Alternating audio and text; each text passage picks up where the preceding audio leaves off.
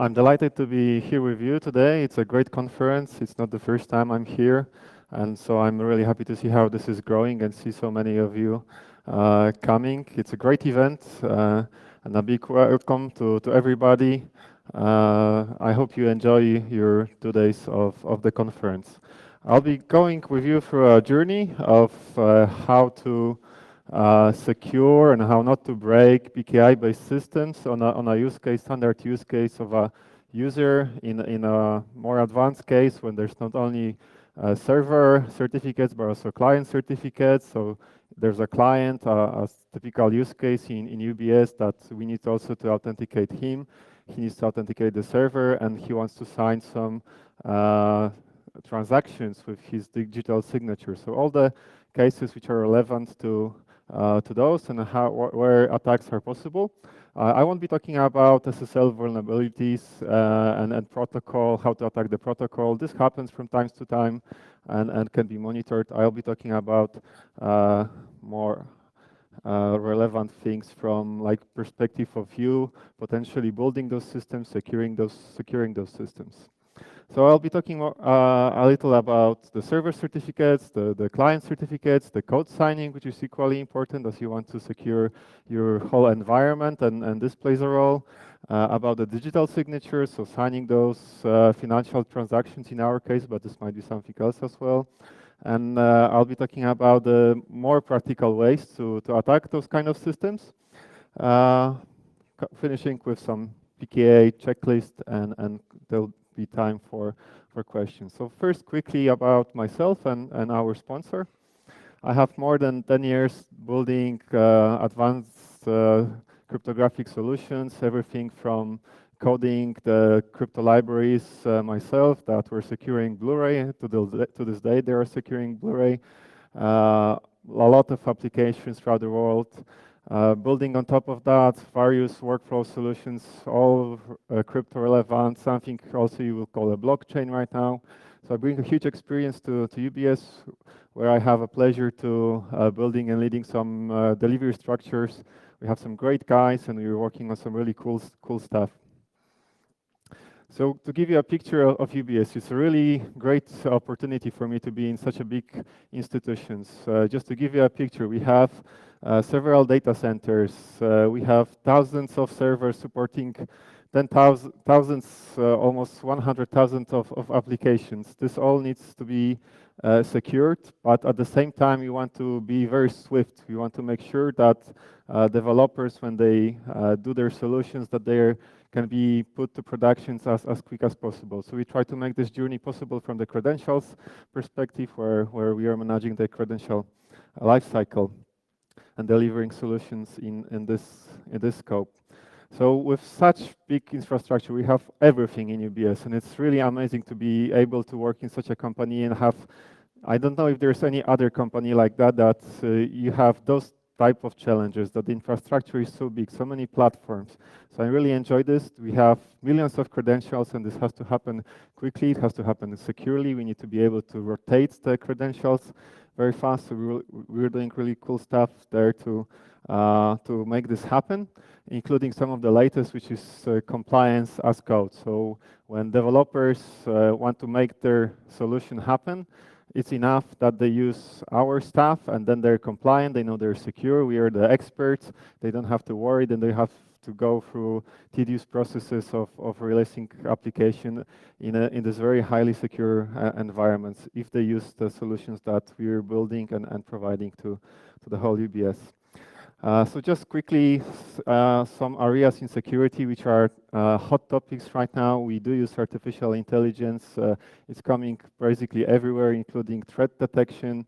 We have some really cool proactive security hardening. We do data protections everywhere. We have very highly sensitive data of our clients that we cannot be named, and we want to protect their channels and all the data in transit and at rest. A lot of cool stuff in biometric and of course the cloud and automating the whole things with lots of robotics initiative all around. So now to the topic. So why even why PKI is important and what attack vectors are possible through PKI and to the PKI, how to attack it. So it's a golden standard for authentication, non-repudiation, in integrity. It right now secures probably most of the protocols that are used every day from emails, web, software distributions. It's replacing traditional signatures as all institutions want to be digital and be able to provide this way of making transactions to our customers, to everybody.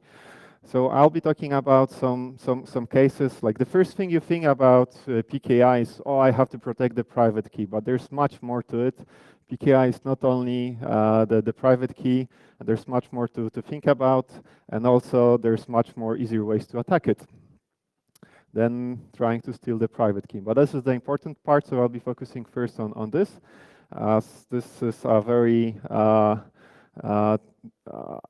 big target for hackers all around the world to try to get access to the CA or the server's private key. So what may happen, right? So if somebody compromises the private key, gets access to it, first of all, the reputation of the company may be damaged.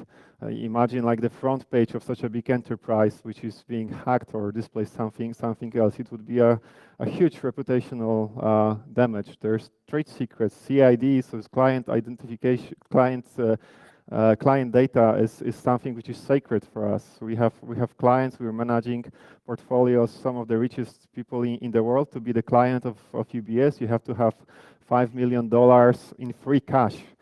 So not invested, in free cash to even be a client. So a client. So we really treat this data secret with all the segregation of duties and all the security principles. So we keep this information secret. We keep our trade information secret. It obviously can influence world markets if some information about the moves we will make would leak. There's personal information of our clients and also employees. Of course, there's a lot of transactions. The amount of money which is going through our system is tremendous.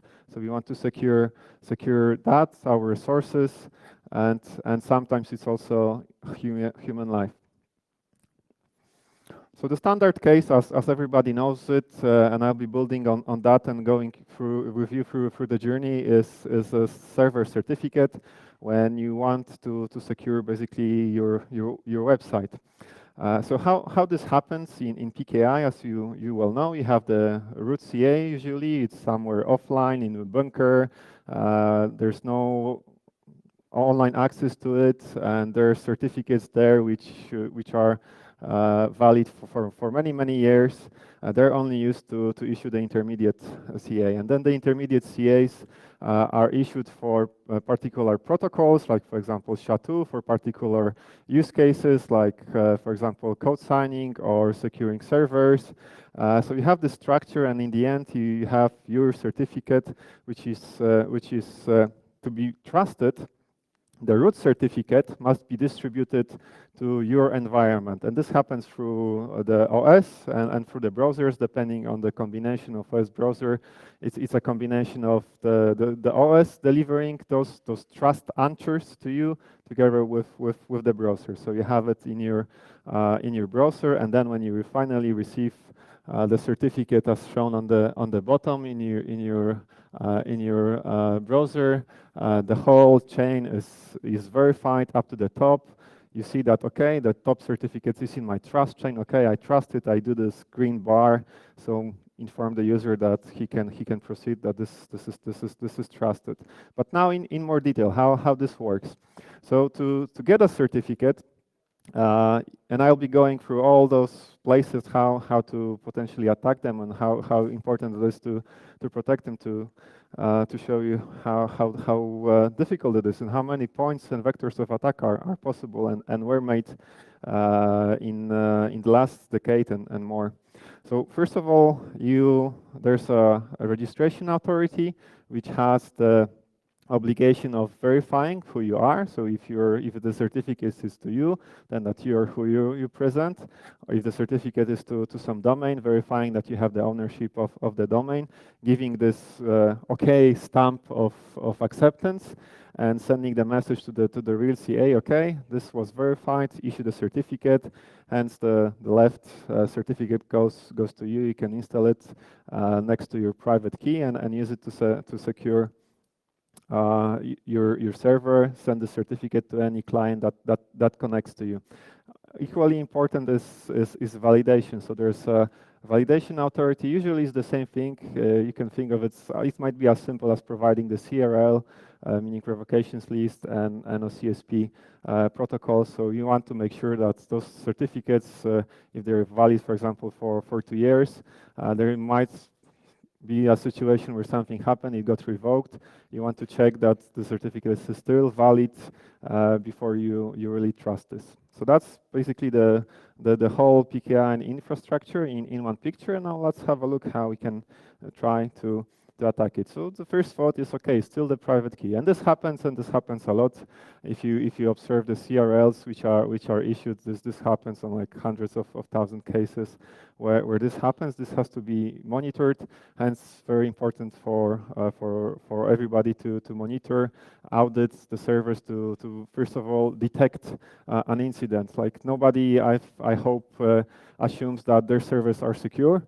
Like and always will be. You want to be able to detect an incident and be ready to react to whatever the incident means. So that first detect and then react to the incident. So this happens. It's usually hard in most of the really relevant cases. This private key is stored on some HSM in some hardware. You really cannot gain access to get a copy of the private key. There might be some other ways of just trying to get the use of the private key, which may allow you to do some things, but very hard to get the private key itself. And of course, or more security relevant cases where this key is stored in some file. This file should be protected, and it happens that this file is compromised, it leaks, maybe because it was transferred to some other places, maybe to some load balancers or some monitoring infrastructure to peek inside the packets to see what's happening there. This key might be in multiple of places. Maybe it was the management structure of delivering the key in place wasn't really done so. Maybe it's somewhere in the distribution package. Maybe the whole process is not done right, and there are multiple points of attack to actually steal such a key which lives in a file. Moving forward, there were cases where, and even with Microsoft, for example, somebody pretended to be a Microsoft employee, and the registration authority trusted and issued the certificate. So always remember that usually the technology behind security is good enough, but there's always people in it. And in such a complex system like here, there are multiple attack vectors that involve social techniques and people and mistakes, and usually mistakes in management of the infrastructure. So even if there's some nice policies writing, okay, this is our practice statement, they are not followed and allow for things to happen. So this is one possible attack, pretending to be the company. Then something that also happens is to be able to somehow either with collaboration or by hacking the infrastructure, the systems, get hold of the registration authority, which sometimes is not the same thing as CA, sometimes it's something external, sometimes this is partners. So for those big companies that sell certificates, it's often partners that act as registration authorities. And it happened that they got hacked and some certificates were issued that allow to pretend to be the legitimate site. Moving forward, sometimes it also happened in the past that the credentials used by this registration authority got stolen, and somebody was able to connect to the C infrastructure and then issue whatever he wanted. So all this leaves some trails. So it's usually detected and usually quite fast, but not always. The ultimate thing you dream of as a hacker is to somehow get hold of the CA itself and compromise it, because then if you're inside the CA, you can cover your tracks, you can cover the logs, and then it's really might be really hard to determine what certificates were really issued, which should be revoked, and then it ends up with revoking the whole tree, which happened, for example, with some Nordic company which also served government, so a big issue. Everybody had to rotate their certificates. It was a huge damage to not only the company that provided the certificates, but also to those that had to manage the incident in the end.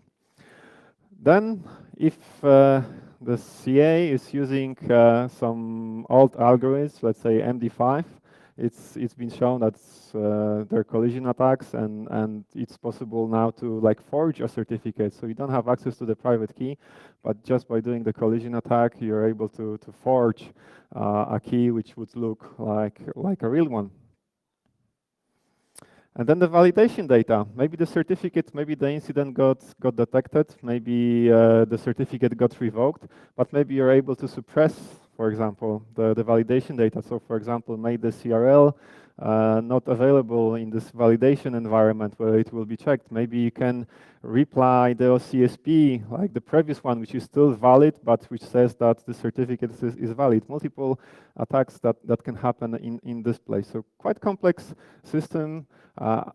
Very crucial that if there are practice statements, policies that they're followed, that the personnel handling this is trained, and it's really not always the case, because this is a great business model. Like, how much resources do you need really to like make another $5 and get a certificate, right? It's infrastructure is in the place, and it happens that there's so many CAs in the world that are trusted that sometimes the security aspect really lacks because of the great business model that wants to scale and issue as many certificates and as fast as possible to basically earn money for those companies. One additional attack which is possible is modifying trust. If you're already in the system, it's really done, right? So you can do anything. You can display something different to the user. You can trick him to trust your service. You can modify trust. This is done. So what did we gain, or what did the attacker gain by getting access to a key which pretends to be to your company? He, first of all, and these are multiple scenarios depending on what's the motivation of the attacker. It might be a nation state that basically wants to eavesdrop on the whole nation. Maybe there's some protest, and it happened, and quite frequently, that where there were protests, for example, China issued some certificate authority controlled by China issued a wildcard certificate, if I remember right, that allowed to eavesdrop on, like, for example, Microsoft, Google, whatever you want, connections from people to the server. It's enough. So you're the least privileged attacker. You just can eavesdrop on the encrypted communication, and even that, depending on the scenario, if you got the private key in this will allow you to eavesdrop, or do the standard man-in-the-middle attack, and then you see everything, and you can also modify whatever happens.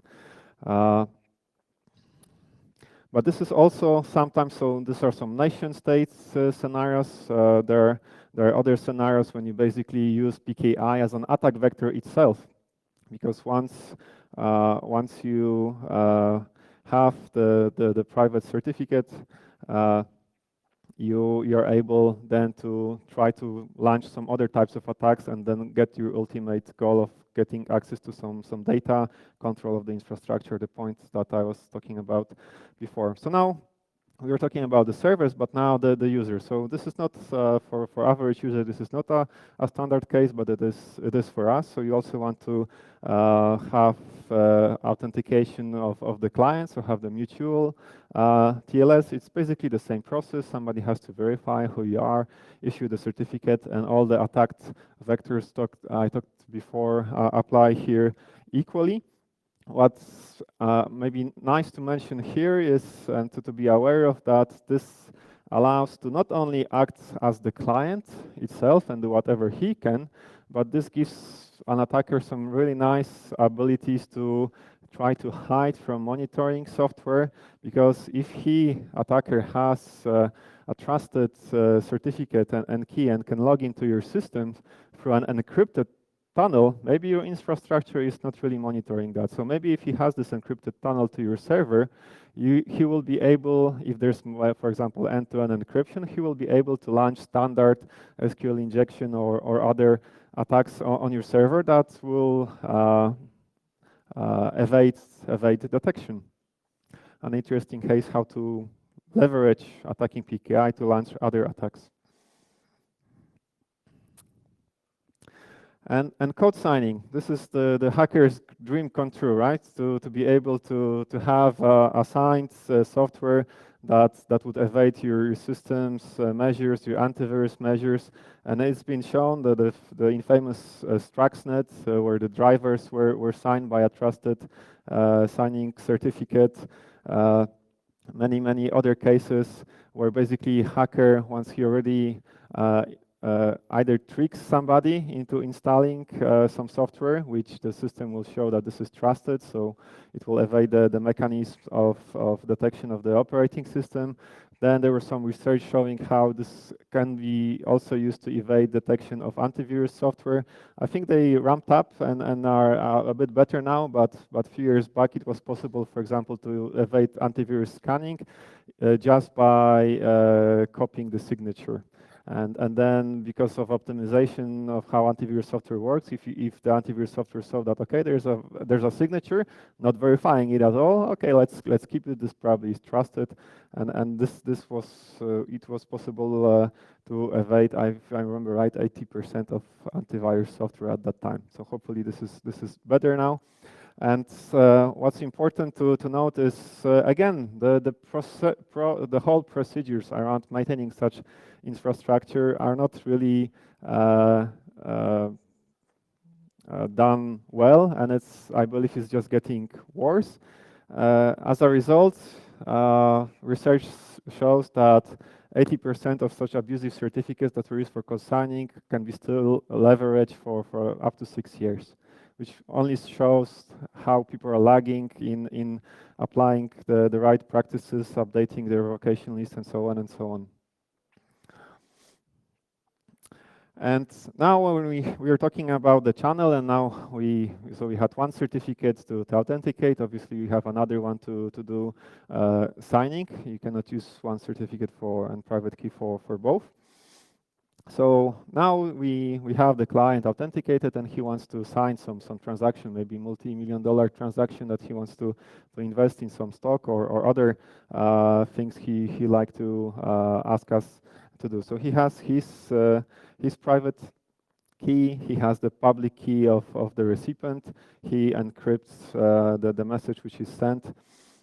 That's, I'm really well understood to you how this works, but I wanted to talk about some more. This is not usual attack vectors. This is, at least nobody really admits that this happens, but it's not reported, but it's still a valid attack point. I haven't found references saying that this happens, but I think it's a very valid use case, and I'm sure somebody is trying to make those kind of things happen. And what's interesting when you have a digital signature is that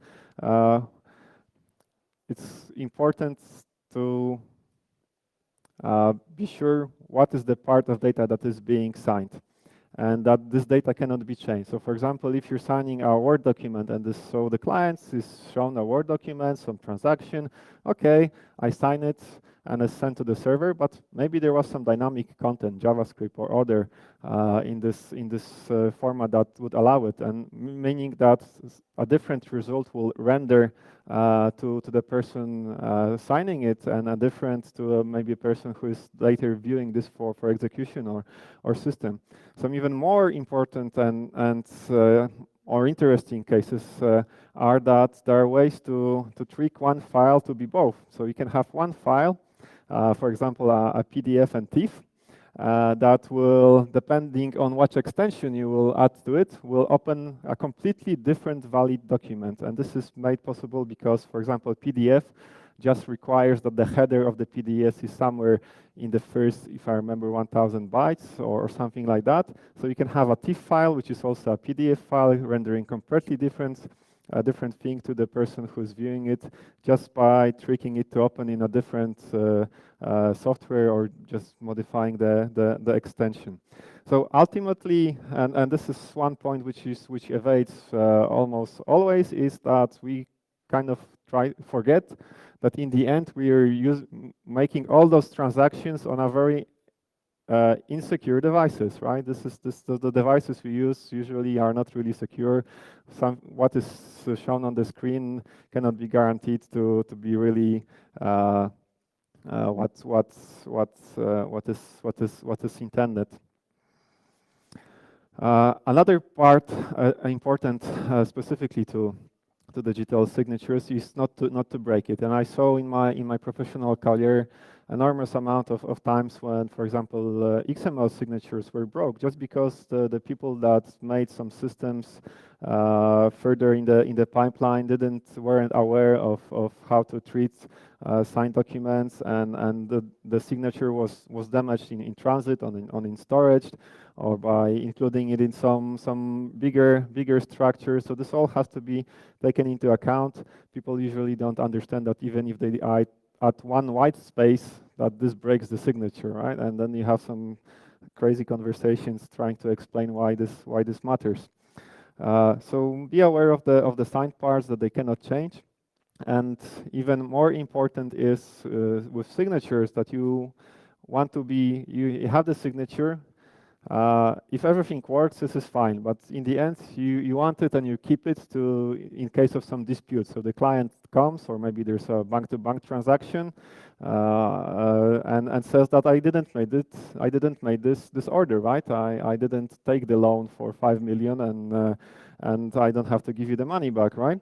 Or whatever that might be. Or one bank, which is cases I work with frequently, sending a transaction to another bank to buy some stock, sell some stock, and you want to make sure, right, the receiving want to make sure it came from the right person, and then the person sending cannot refute that this was sent by him. So this is it's very important to be able to have access to all the validation data needed to prove, in case of dispute, that this really is a valid transaction. So you have to store, for example, CRLs or CSPs, depending on how complicated the use case is. If in the use of advanced signatures, it may be much more. And this is important in case of long signature. So maybe the signature was valid when you received it, but maybe next day the signature of the certificate of the user got hacked. So if you didn't collect the evidence at the time of receiving the certificate and secured it, you won't have possibility to really prove that the signature is valid, because the key was compromised. Or maybe 1 month later, simply the certificate expired, in a very simple case again. But if you didn't collect the evidence, you cannot prove, in case of dispute, that it was really the person. Or the sub-CA gets compromised, or the whole algorithm gets compromised because there's some new mathematical breakthroughs, or simply in computer speed that allow to make attacks that were before unfeasible. And there are ways to protect from all of that by actively maintaining the signatures in something that you might now call